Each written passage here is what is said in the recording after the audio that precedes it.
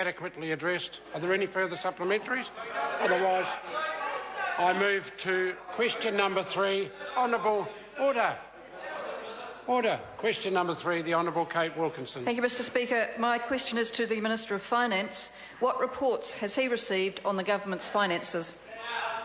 Honourable Bill English. Mr Speaker, Treasury has this week issued Crown accounts for the 9 months to 31st of March. The operating deficit before gains and losses for this period was $5 billion, $273 million smaller than the forecast back in December. Net core Crown debt is $1.4 billion lower than the forecast at 27.9% of GDP. This illustrates that the favourable patterns of good control of expenditure and gradually increasing revenue are bedding in, and the budget next week will confirm the government remains on track to surplus in 2014-15. Supplementary question, Honourable Kate Wilkinson. A supplementary to the Minister of Finance. What are the main reasons for Crown accounts being better than expected? Honourable Bill English. Well, Mr Speaker, they're slightly better than expected, and the reason is improved revenues and ongoing careful management of expenditure across the public sector. Core Crown tax revenue was $535 million higher than forecast, due to PAYE on wages and salaries being $187 million above forecast, and tax on other income of individuals around $406 million above forecast. Core Crown expenses were slightly below forecast. This is encouraging and broadly consistent with a quarterly employment survey released yesterday that showed hourly earnings are up 2.1% in the year to March, and employment growth of 1.8% in the year to March. Supplementary question, Honourable Kate Wilkinson. Supplementary to the Minister of Finance. What does the government's financial performance say about the track to surplus, and how will this deliver benefits to New Zealand households? Honourable Bill English. Mr Speaker, these numbers released the other day indicate that the government is on track to surplus, consistent with budgets over the last couple of years.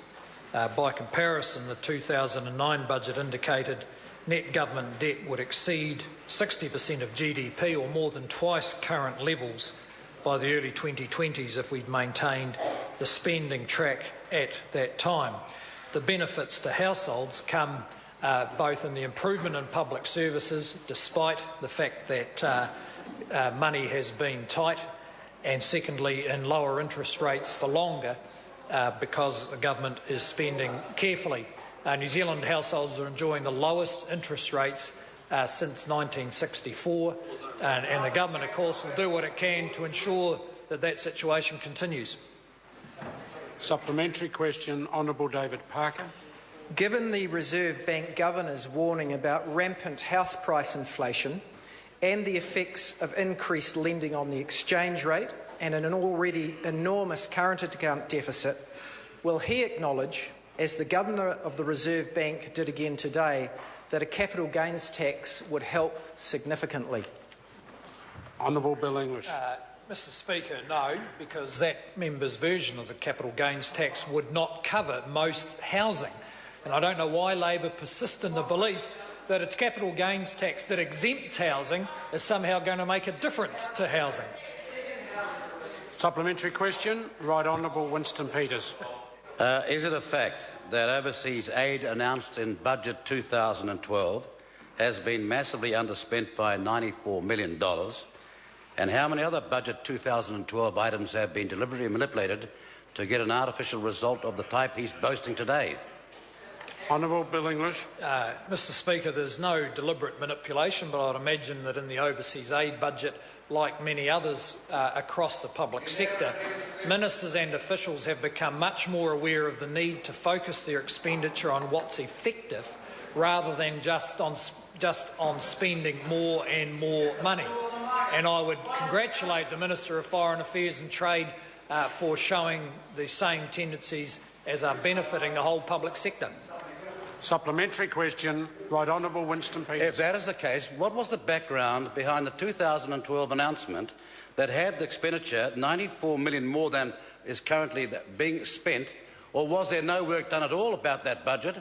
And if that's the case, why did he announce it in 2012?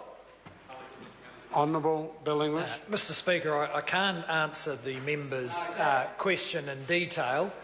What I can say is that the amount that has been discussion in past budgets about how to ensure that the reasonably significant increase in foreign aid would sit with guaranteeing effective expenditure. But if the member wants more detailed answers, then he's free to put in a written question or seek the answers through a select committee. Supplementary question, Honourable Kate Wilkinson. A supplementary to the Minister of Finance. What reports has he seen about changing data in relation to key economic policies? Honourable Bill English. Mr Speaker, I've seen one report regarding the government's share offer program. It confirms earlier suggestions by the opposition that public opposition to this policy was overwhelming. In fact, the referendum, which they said had over 400,000 signatures, turned out to have 100,000 signatures on there that weren't real.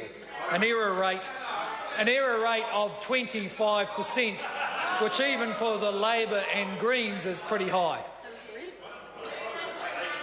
Question number 4, Honourable David Parker. Thank you, Mr Speaker. My question is to the Minister